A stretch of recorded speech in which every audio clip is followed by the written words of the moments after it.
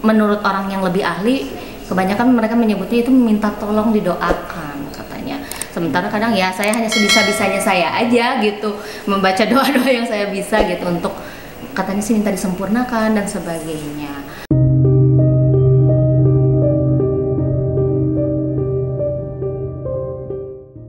Halo, selamat pagi, siang, sore, dan malam sahabat yang bercerita. Welcome back to our channel yang bercerita. Ketemu lagi dengan saya Indria Deva.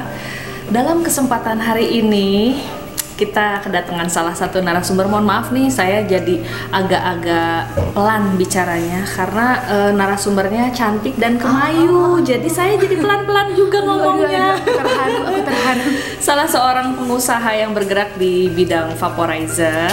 Seperti biasanya, karena kita channel YouTube yang bercerita selalu menghadirkan kisah dari orang-orang yang memiliki pengalaman gaib dan spiritual. Makanya kita hadirkan Ibu.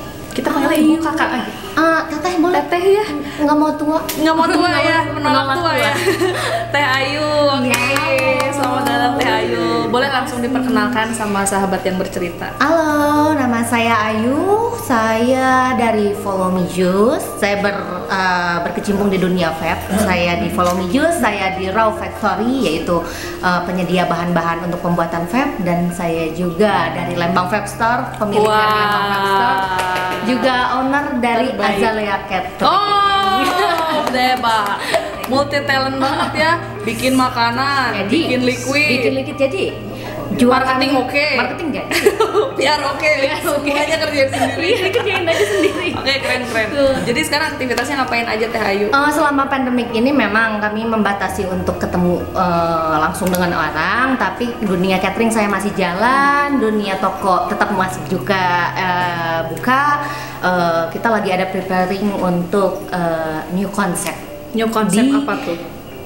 Follow Me Juice X Raw Factory. Oh, I see. Jadi Raw Factory ini adalah perusahaan yang memang mereka menjual essence untuk bahan-bahan Betul. liquid vaporizer. Ya, base kita dari Malaysia, Oh, Malaysian Raw Factory. Tapi di Indonesia udah dipegang, jadi ada namanya Raw Factory Flavor Indonesia. Oh, I see. Iya. Lalu kerjasama dengan Follow Me Juice. Betul. Untuk brand di Indonesia kita bergerak di OM-nya ya, pembuatan. Jadi siapapun mungkin tetehnya mau buat liquid gitu brand sendiri, boleh hubungi saya. Buat hati ada nggak Bu? Obat hati saya juga masih nyari sih. Aku masih nyari. Iya. Oke, seru. Jadi cuman apa ya namanya? Setiap hari kegiatannya kayak ke toko gitu. Iya, ke toko ngontrol kalau lagi ada order catering gitu, kita juga kontrol, kita juga kerjasama dengan beberapa perusahaan kayak MUA dan sebagainya. Oh, I see. Berarti kalau catering pandemik gini masih tetap jalan dong Bu? Catering bisa catering yang kayak untuk perusahaan.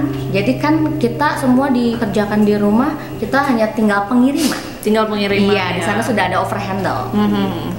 Mudah-mudahan kita semua tetap sukses. Amin. Meskipun di tengah pandemi kayak gini ya. Jadi karena kita harus benar-benar strugglingnya. Iya, betul. Sampai rolling gitu kan. Cobaannya. Gitu.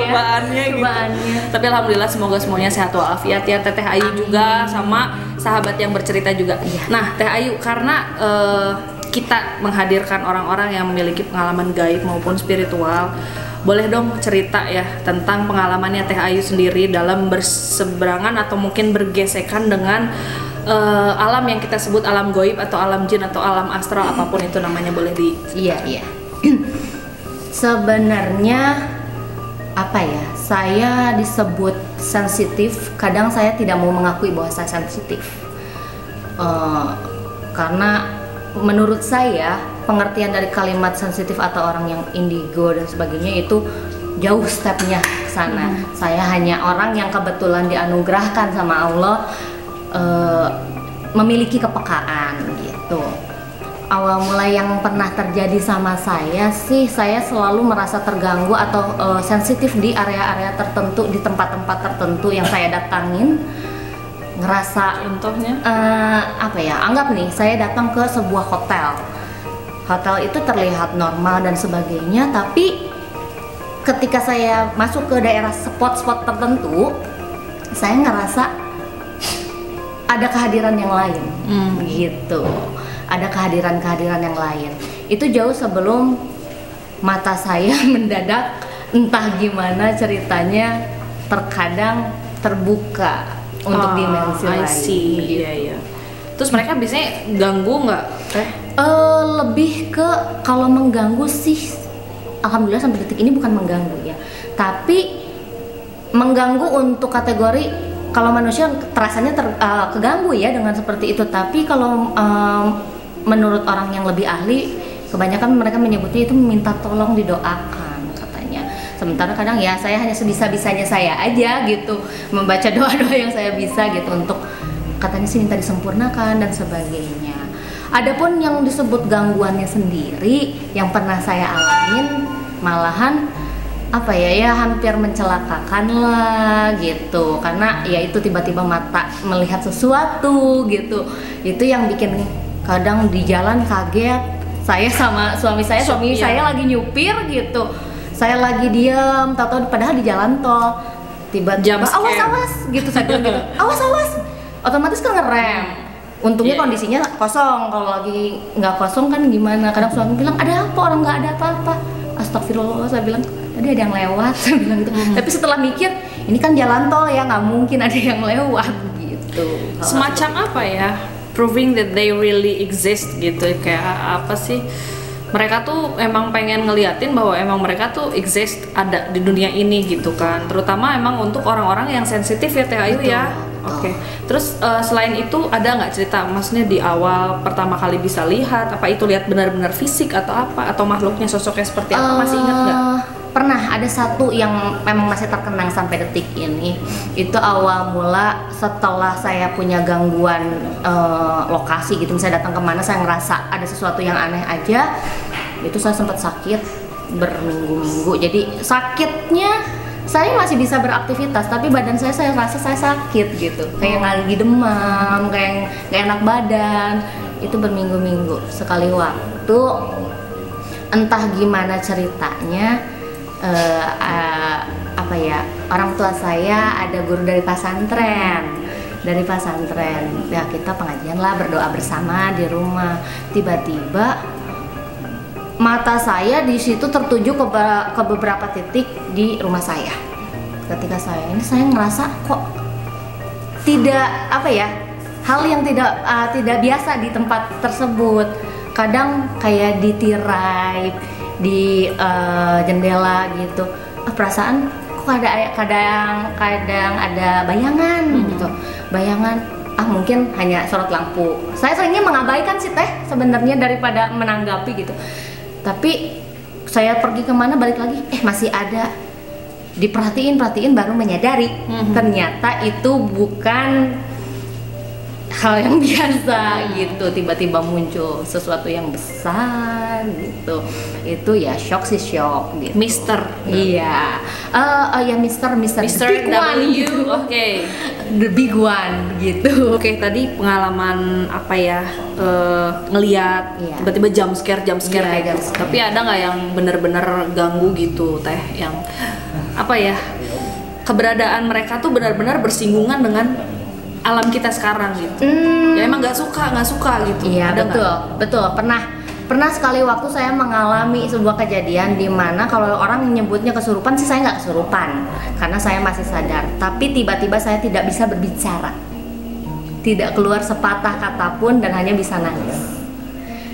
Di situ yang saya rasakan sebenarnya adalah badan saya seperti terikat, tidak bisa dikontrol oleh diri sendiri. Tapi mulut benar-benar nggak bisa bicara, keluh banget, lidah tuh berasa sakit banget.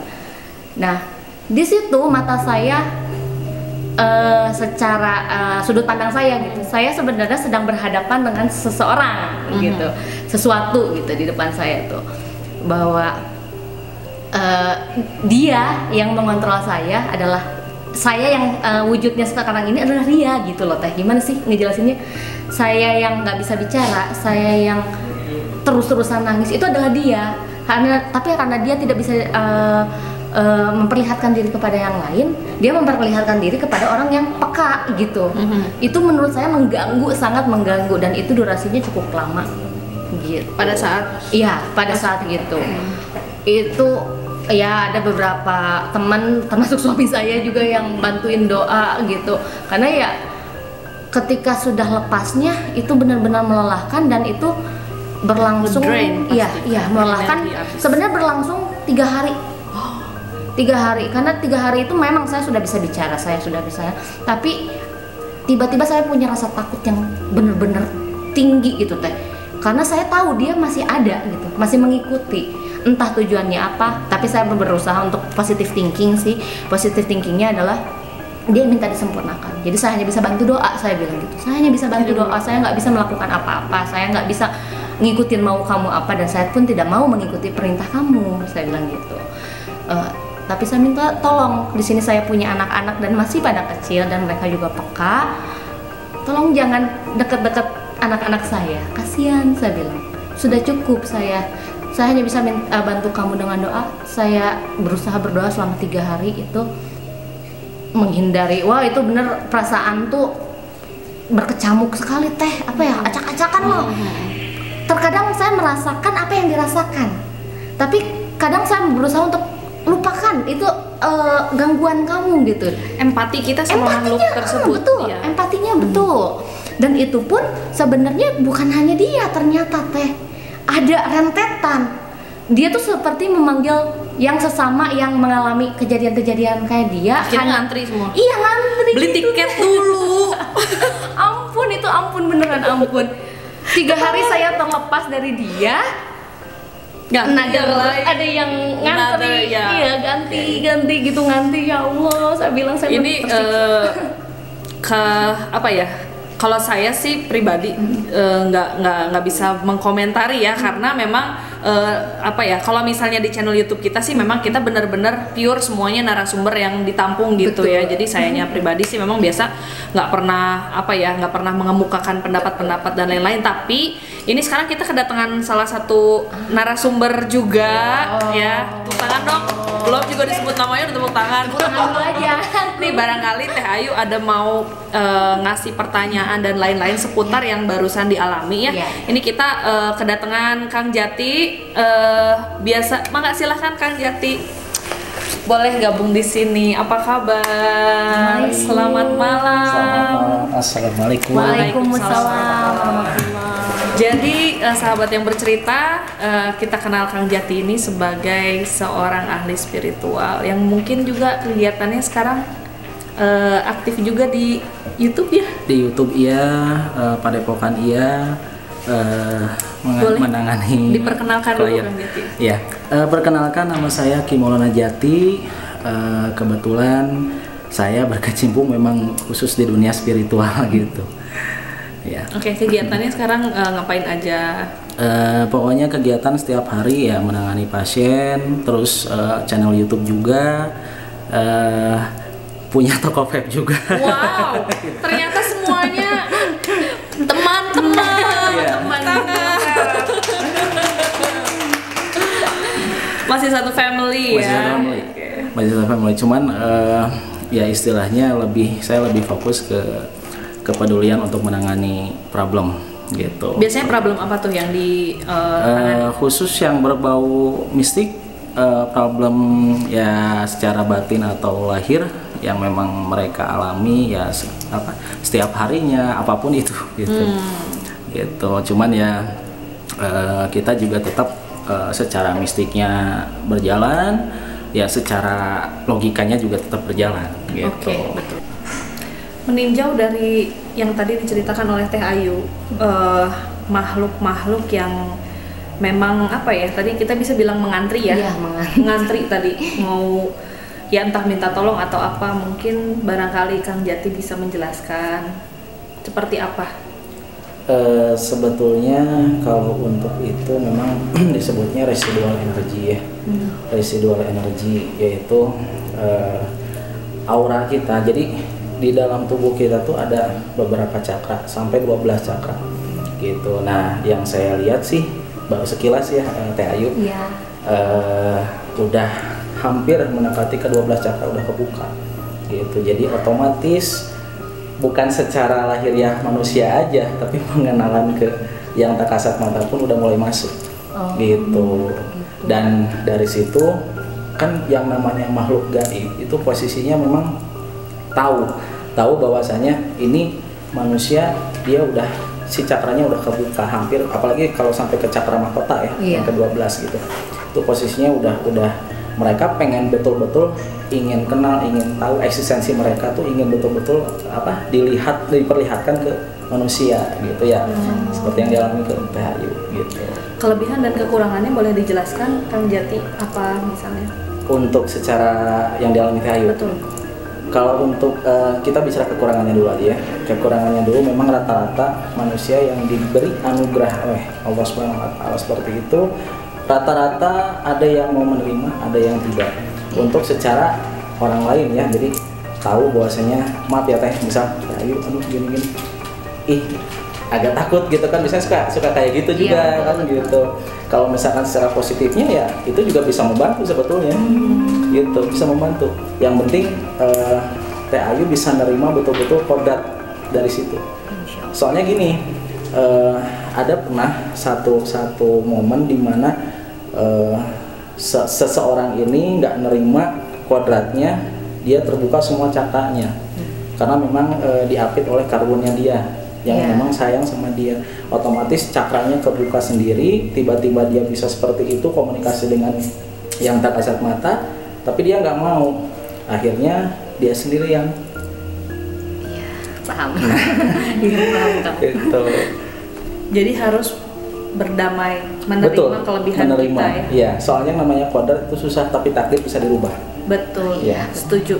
Nah, terus Teh Ayu kira-kira ada pertanyaan lagi nggak? Misalnya yang suka dialami tapi berat atau gimana? Tadi kan bilangnya agak kurang bisa menerima. Bukan, jatuhnya bukan nggak bisa nerima sih Teh, hanya saya lebih sering mengabaikan karena kadang kalau saya udah merasa keganggu banget gitu, kayak di mana-mana gitu, kemana saya pergi mata saya harus ngeliat hal seperti itu. Mending kalau wujudnya bagus, baik ya, tapi kadang yang apa adanya gitu kan ya, namanya manusia gitu, kadang kaget gitu ya, buka kamar mandi kaget mau ngapain, tapi yang untungnya masih di dalam batas sadar gitu, saya masih istighfar tiap gitu. Hanya kadang itu Kang yang saya bingungin tuh, intensitas mereka kok semakin kesini semakin sering ya. Pasti. Gitu, meskipun ya itu waktu setelah pengajian bersama waktu itu, alhamdulillah sih nggak sampai ngebuat saya kejadian seperti mulut nggak bisa bicara dan sebagainya. Saya masih bisa, hanya mereka seperti muncul terus gitu. Kalau boleh saya nanya sedikit, masih ada penolakan nggak dalam hati kecil Teh Ayu? Enggak sih Kang, saya udah apa ya, Indonesianya sih saya bilang legowo aja sih gitu. Saya legowo aja, hanya ya saya kalau misalnya yang memang bikin saya kaget ya saya pura-pura nggak lihat gitu. Pura-pura nggak lihat. Sesimpel itu iya, ya. Karena dalam seminggu ini pun saya 4 kali physically karena saya harus lewatin jalan itu dengan terpaksa. Gitu. Jalan yang harus disebut. Iya, jalan itu dengan terpaksa gitu. Penakut nggak? Ayo. Dengan terpaksa. Oke, kita pengen denger dulu histori dari Kang Jati. Boleh diceritakan mungkin supaya sahabat yang bercerita bisa lebih lagi mengenal sosoknya Kang Jati seperti apa? Ya sedikit ya kita berbagi. Jadi gini, memang saya dari usia 2 tahun itu sudah yang namanya merasakan dan bermain dengan ya punya teman-teman lah yang seperti itu. Tapi saya masih menyadari bahwasanya mereka itu manusia, dan ternyata orang tua saya, ya saudara-saudara saya, mereka melihatnya saya bermain sendiri, tapi saya nggak ngira seperti itu. Dan itu gitu. secara fisik betul-betul seperti manusia wujudnya. Betul, betul, gitu. Ya dengan sebayanya aja ya. Gitu. Nah, sampai waktu ke waktu berlalu. Kelas 2 SMP saya mulai yang namanya waktu itu ya mungkin agak sedikit lebih dalam menggali hal yang berbau mistik gitu. Sampai saya melakukan pertama kali saya kelas 2 SMP, orang lain liburan kemana, waktu liburan sekolah saya malah tirakat di makam. Oh ya Allah. Tepatnya di Sumedang. Gitu, tepatnya di Sumedang gitu. Nah dari situ mulai akhirnya SMA saya waktu itu kelas 3, 2 minggu mau ujian akhir UN, saya mengalami hal yang mungkin membuat saya bisa dibilang ya tumbang lah gitu. Jadi saya koma, waktu itu koma selama 15 hari itu di Cirebon, karena saya SMA di Cirebon dulu gitu. 15 hari koma, saya ketemu sama kakek sama nenek saya, ya istilahnya ngobrol, saya diperlihatkan sesuatu hal yang berbau dengan alam kubur waktu itu. Jadi saya juga ya shock iya, kaget iya, bener-bener ini betul nggak sih gitu. Nah pokoknya akhirnya gini, kata kakek saya, injek kepala saya katanya. Jadi pas saya ngelihat raga saya sendiri kan waktu di rumah sakit itu di ruang isolasi, karena posisi saya udah ditutup sama ya spray kasur, jadi udah memang nggak ada gitu. Posisinya katanya injak, ya udah saya nurut aja, injak pakai kaki kanan. Di saat itu saya langsung bangun, saya nanya, ternyata udah 15 hari.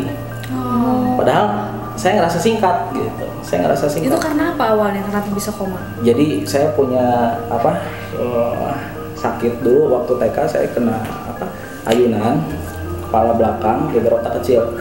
Kata dokter sampai usia 20 tahun nggak boleh kena benturan, yang namanya laki-laki ya gitu. Jatuh dari motor berantem nakal lah gitu ya gitu. Akhirnya kambuh-kambuhnya pas mau ujian akhir gitu. Dan waktu itu katanya pas saya udah sadar dari koma, katanya harus dioperasi gitu. Dan akhirnya operasi? Enggak, saya ronsen lagi, kan itu ronsen yang kedua. Pertama pas masuk ronsen, nah yang kedua saya udah sadar dari koma, saya bangun udah bersih, alhamdulillah. Subhanallah di situ. Nah akhirnya dari situ saya mulai terus memperdalam. Saya sempat pesantren di Kalimantan, tepatnya di Kalimantan Timur, Tanah Grogol, bertepatan di suku Dayak Pasar gitu. Pulang dari sana saya mulai bantu orang. Tangannya dong netizen, keren ya. Akhirnya seseorang yang diberikan kelebihan oleh Gusti Allah akhirnya mempergunakan itu untuk umat juga gitu loh, untuk menolong orang lain. Terima kasih loh sekali lagi udah diundang bagi-bagi ceritanya. Tapi bentar, kita masih mau ngobrol-ngobrol, kita masih mau ngorek-ngorek, jangan kemana-mana ya. Salah satu asal projection atau ya familiarnya Raga Sukma lah. Cuman itu nggak sengaja. Jadi kalau Raga Sukma kan suatu ilmu, jadi kita memang mengeluarkan sukma kita sendiri dari raga. Kalau ini kan